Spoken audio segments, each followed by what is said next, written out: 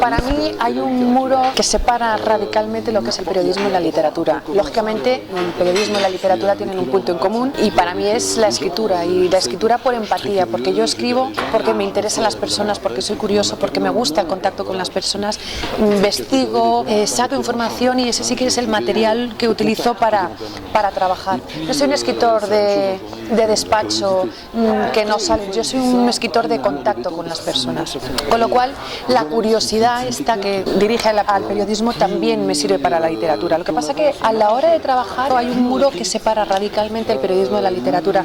No tiene nada que ver la manera de trabajar cuando trabajo como periodista, y sobre todo con el tiempo, cada vez escribes más rápido, mucho más rápido, eres más veloz y eres mucho más directo. La literatura, por otro lado, es inspiración. Yo trabajo a través de la inspiración, en mis libros es inspiración, me dejo guiar por los personajes y son ellos los que me dictan, con lo cual es muy distinto.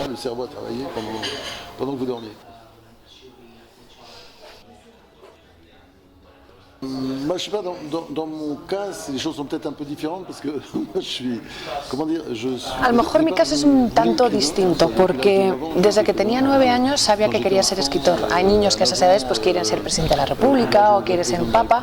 Para mí mi héroe era Víctor Hugo, con lo cual desde muy joven empecé a escribir y llevo muchos años también publicando, con lo cual empecé a publicar también bastante pronto. Lo que pasa que vi que para vivir me iba mejor el periodismo y por eso me metí a periodista, ¿no? Y han sido para mí como dos profesiones, el de escritor, que siempre he querido ser, y el de periodista para poder vivir y comer, digamos, ¿no?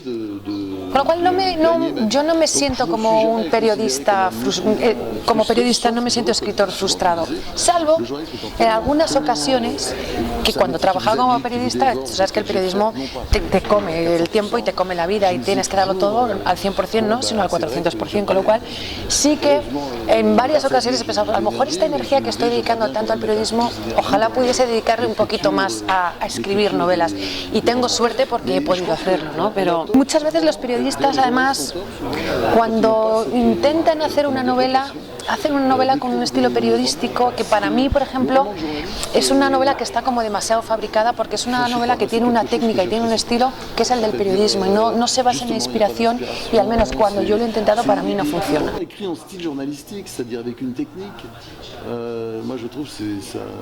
Pour moi, ça fonctionne absolument jamais.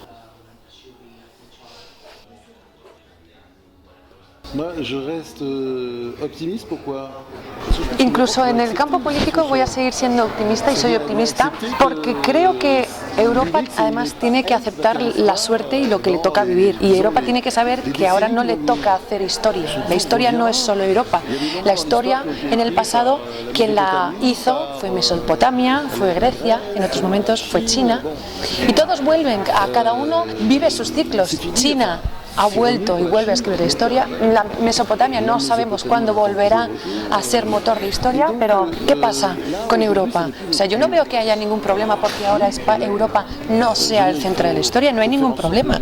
Simplemente tenemos que aceptarlo, que no nos toca a nosotros, no es ahora nuestro momento, y tenemos que vivir lo mejor posible y hacerlo lo mejor posible, ¿no?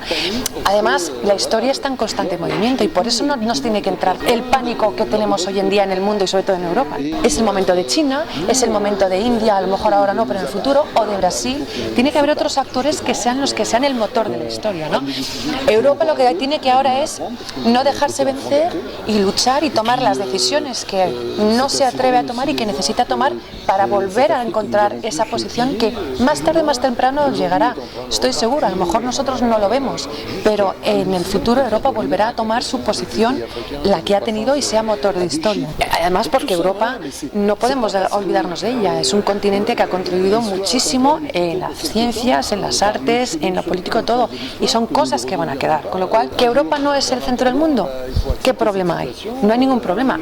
Ahora a lo mejor es el momento de África, este continente al que hemos pisoteado y el que hemos utilizado a nuestro gusto. Países como Ghana, como Mozambique, como Zambia, que están creciendo a dobles dígitos. A lo mejor es su momento y hay que dejarles que sea su momento, tenemos que saberles dejar también que sea su momento, con lo cual soy optimista, me alegro por estos países que se desarrollan y que van avanzando.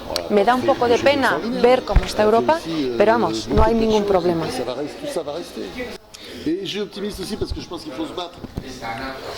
Il faut se battre parce qu'il y a beaucoup d'imbéciles. L'imbécilité est en train de se développer d'ailleurs en Europe. Y además soy optimista porque hay que luchar y sé que hay que luchar porque sí que es cierto que hay una corriente dentro de Europa de personas que dicen que todo lo que nos ocurre es culpa de Europa.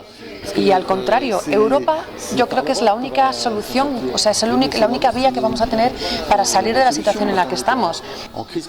El nacionalismo no va a arreglar la situación que tenemos, porque el problema es que la crisis no es de los países, sino que es del viejo continente europeo. Hay países dentro de Europa que han sufrido más, como Grecia, y otros menos, como Alemania, pero el problema no es de un país, sino es de un continente.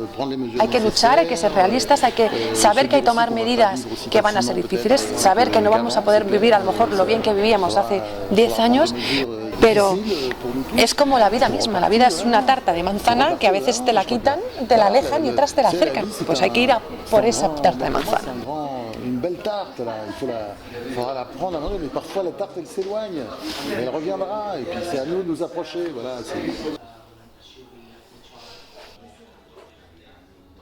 Il y a des gens comme Rose justement qui nous montrent que il faut toujours garder sa joie de vivre, sa fureur de vivre, sa rage de vivre. Yo creo que los lectores tienen que leer este libro para saber que aunque se haya vivido lo peor, se haya sufrido las mayores atrocidades, hay gente como Rose que sigue manteniendo su alegría de vivir, su fuerza de vivir, su tenacidad, su rabia por la vida y el sentido del humor. Porque la vida es magnífica, la vida es algo que es maravilloso y que incluso habiendo personas que han sufrido cosas indecibles, hay que saber que queda luz y que se puede seguir hacia adelante y que hay que amar a las personas, al hombre, a pesar del hombre. Yo soy un optimista y muchas veces no tengo razones por las que serlas, pero creo que hay que serlo y yo creo que no va a haber nada que acabe con mi optimismo.